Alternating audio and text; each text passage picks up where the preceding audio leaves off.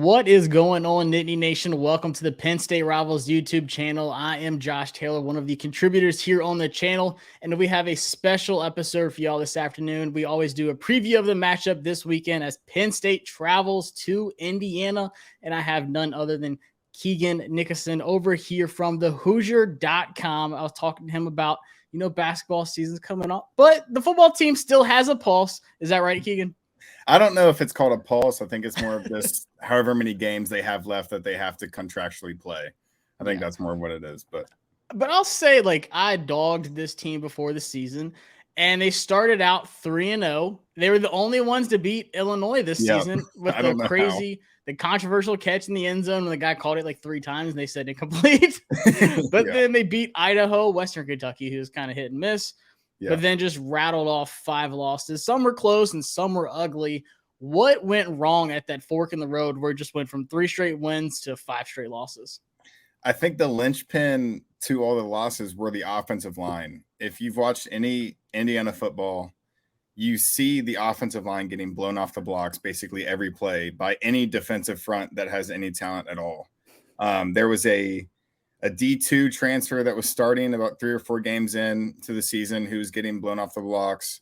And then the offensive line has just been terrible. And then on the defensive side of the ball, the defensive backfield, it's not that they're not talented, but they've had so many communication lapses that the big plays just happen for the other team basically whenever they want it to happen.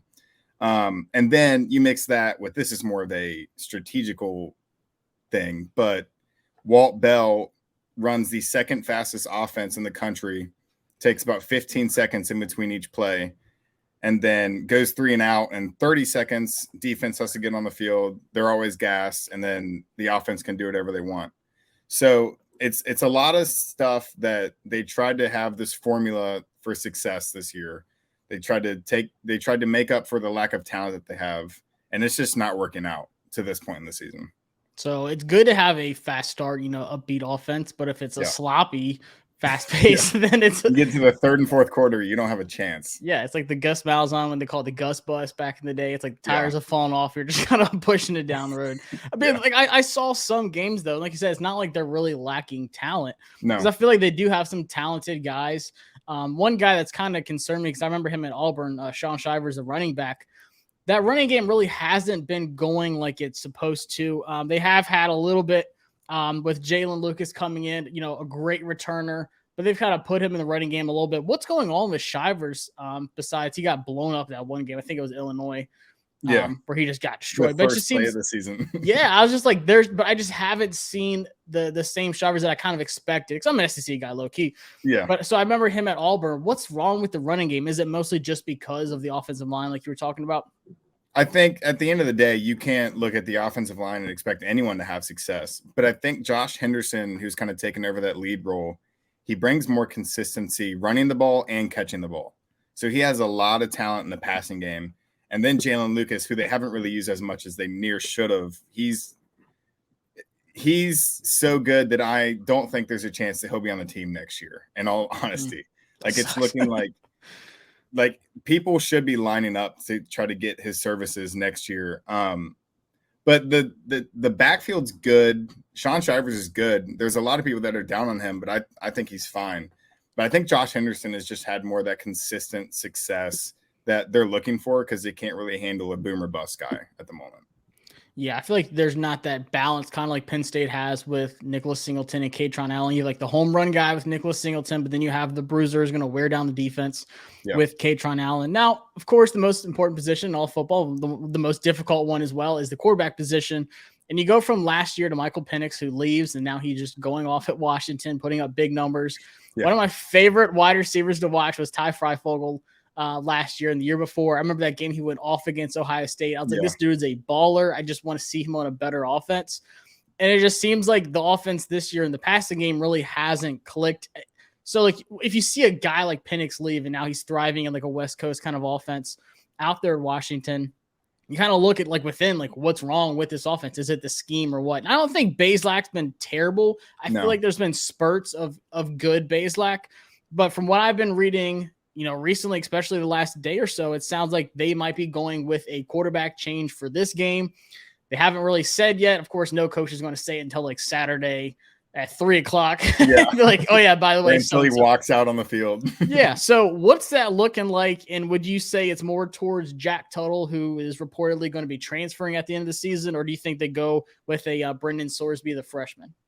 It's definitely not going to be Brennan Sorsby. I think they're going to try to keep his red shirt. There is a under the radar guy in Dexter Williams, who he's more of a dual threat guy who could have a chance to start.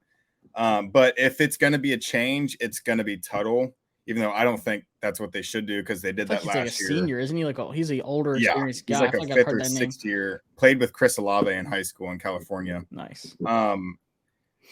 I don't think that a quarterback change is the right response because they did that last year. They brought in Grant Grimmel for the last half of the Minnesota game. He threw a touchdown. Woo!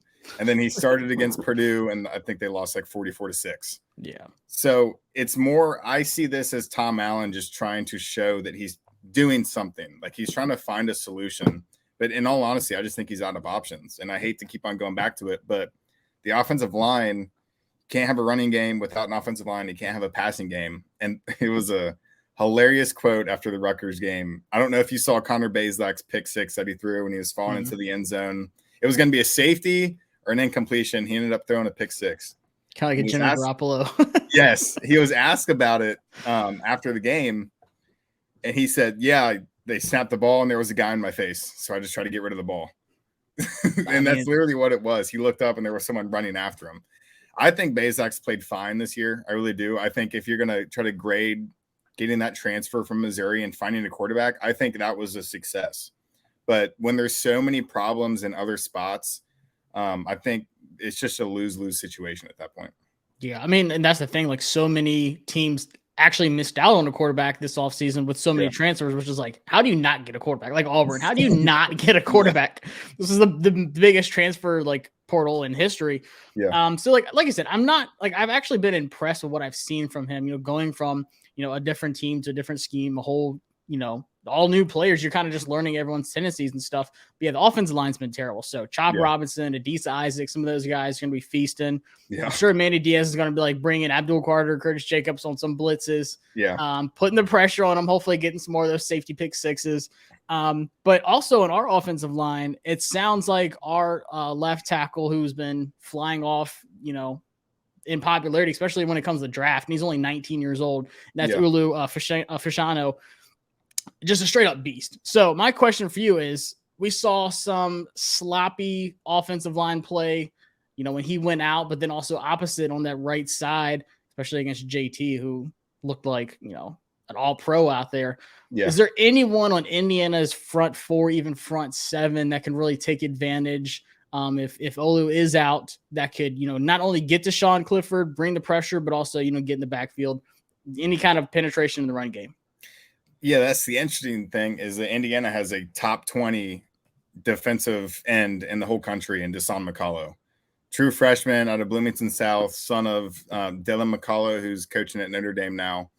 But they usually only bring him in on third down situations, so he doesn't get as many snaps as you would like for him to get.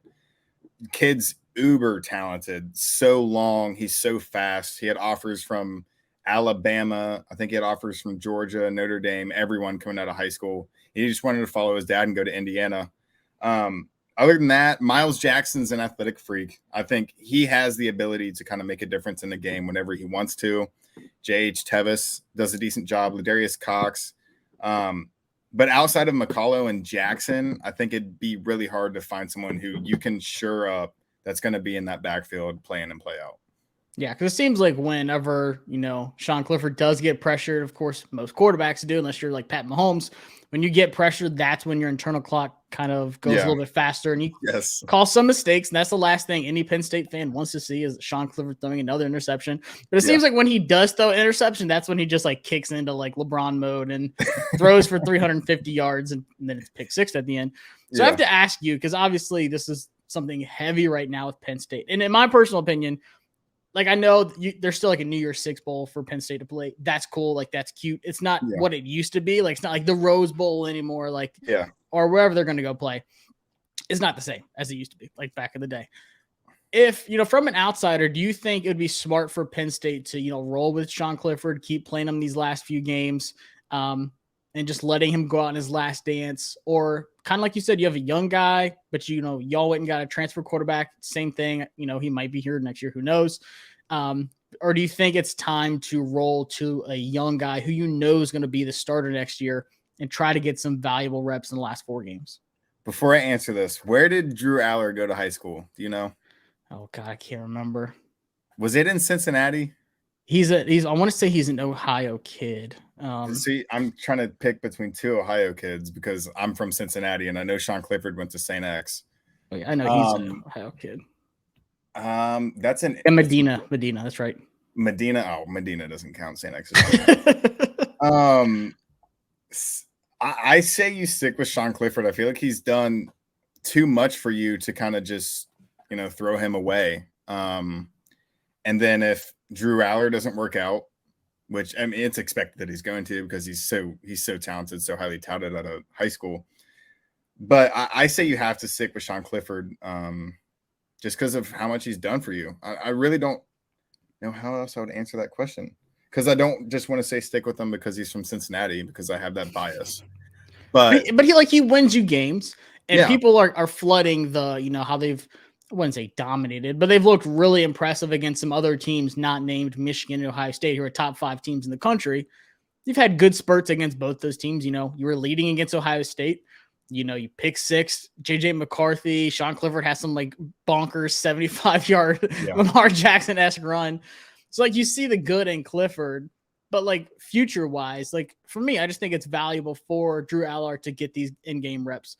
Go to an Indiana, no disrespect to Indiana, but I feel like that's the one you want to play. You don't play him against Ohio State, Minnesota, or someone like that, or even Michigan when people were still calling for him. So I think it's good to get these in-game reps for your feature quarterback. But still, I get it. It's not the popular thing to do. Like you said, it's kind of Sean Clifford's last dance. Let him go out however it looks. Did you see the picture of him after the Auburn game where he's just standing at the 50-yard line 2 hours after the game? No, I didn't. Oh, he was just for me, that's the cool moment. Football business aside, personal, emotion in it. He's just soaking up, yep, this is the last time I'm ever going to play here. But outside of that, y'all did have a playmaker go down for the rest of the season with Camper leading wide receiver. ACL's done. Is there someone kind of in the background that can step up? You talked about recruits. Indiana doesn't really have bad recruiting. I feel like recruiting hasn't been too bad the last few years. No. Is this a chance for a young guy to kind of step in and take over? No, not really. Coach Allen told us on Monday that he doesn't want to play Omar Cooper because he wants to keep that redshirt status. And then he didn't mention Cameron Perry, but that's another true freshman that would, I guess, be able to get some reps. The guy that's going to not take over for Camper, because I think Camper is probably the best receiver, just reliability and consistency wise, other than DJ Matthews. It'll be Anderson Kobe, who has had some brutal fumbles this year that have cost Indiana some games. I can't remember which game it was. I think it was the last home game. Fumbled late. Was it Maryland? Yes, Maryland. Yes, thank you. Fumbled late. They were driving. They had all the momentum. They were going to go and score and take the lead. And then Maryland takes over, scores, and then from there, the backup quarterback. Yeah, with a backup quarterback. But it's going to be Anderson Kobe. He's got some talent. Definitely a huge loss losing Cam Camper, JUCO guy who was one of the best receivers in the Big Ten statistically wise, just in terms of receptions and reception yards. But so Anderson Kobe, wouldn't expect to see any kind of true freshman getting a lot of action going forward. It's not worth wasting their red shirt. So lastly, I want to say something that surprised the heck out of me last night. I'm a Virginia guy, as you know. You can see the Washington stuff. Scott Van Pelt is my guy. I love Scott Van Pelt. Yeah. Last night, he picked Indiana minus 14. The line moved to 13.5 today. Plus 14. Yeah, plus 14. He said Indiana's plus 14. And I was like, Scott, why? What? He says this could be a potentially trap game. The over-under is 49.5, by the way, for those Gamble Junkies. Yeah. But plus 14. Now it's 13.5, so the half point's huge, by the way. Yeah. He said it's a trap game. Do you see any way that this is a trap game? Like, is Indiana going to be that booming this weekend to where it's just deafening in there? I mean, okay. It being a trap game and Indiana being able to cover are two completely different things. Coming off of, you got a home atmosphere, just the most insane atmosphere you have in the country against the top 4 team in Ohio State, almost being able to win. And now you have this QB controversy, if that's what you want to call it. It's absolutely a trap game. Like, Penn State might be walking in here thinking that they can roll Indiana. I think the thing is that they can just come in here and roll Indiana. It's not. That's what they said for Illinois last year too. That went to like 50 overtime. So you just never know. Yeah, I would definitely take Penn State minus 14. I think Indiana comes out good just about every game, and I would expect Penn State to come out slow. But what I mentioned before, the pace of play on offense, and then the defense having to catch up and being out of shape, not being conditioned well enough in the third and fourth quarter, losing their breath, not getting the adequate breaks, that's really, really going to hurt them, especially with such a talented offense like Penn State. Yeah, I will say on defense for Indiana allows 30 points per game, 259 yards passing and 156 yards rushing per game. So I think this is a heavy dose of Singleton and Allen, but Indiana does have 16 sacks, 5 interceptions, and 10 forced fumbles. That's a lot. Yeah. Kind of sounds like we're talking about Penn State because they love to call some turnover. So I think this is going to be a big time turnover battle. If Penn State tries to get cute, I think there's a way where they can, get some turnovers and it's ugly and Penn State fans like, what are we doing? It's like 7-7, something like that. I'd like the second quarter, fans are getting like impatient. I could see it, but I think in the second half, Penn State will pull it out, control the game, run the ball, keep Indiana off the field, and just wear down that defense. If you had to give a score prediction or even like a headline on Sunday morning when you're looking back at this game, what do you think it says? What did I send my boss? I can't remember. Penn State 35, Indiana 10. I think that's what it's going to be. Okay. I think the only chance that Indiana wins this game or keeps it close is if they start Dexter Williams and he just blows everyone out of the water. And he's like, oh, this guy should have been starting the whole time. He's so dynamic. He can throw it. He can run it. I don't think that's going to happen. And I think just the same kind of vanilla offense and then the same defense that struggles. They can't communicate. They can't execute. I think a good team like Penn State takes advantage of that. And you saw that in Michigan. It was close at half. And then Harbaugh said, you know what? They just want to throw quick passes and dump it off to the running backs. They're not going to do that anymore. And then we're going to run it down their throats the rest of the game. So it's a lot of times with this Indiana team, it can take one adjustment at halftime, then they don't have a chance. And I expect Penn State to go into half with a lead, and I think they just build on that in the second half. Absolutely. I like it. Keegan, I appreciate you coming on. Head over to thehoosier.com. Subscribe for the Indiana fans out there. And we will see y'all after the game on Saturday for a recap. Peace.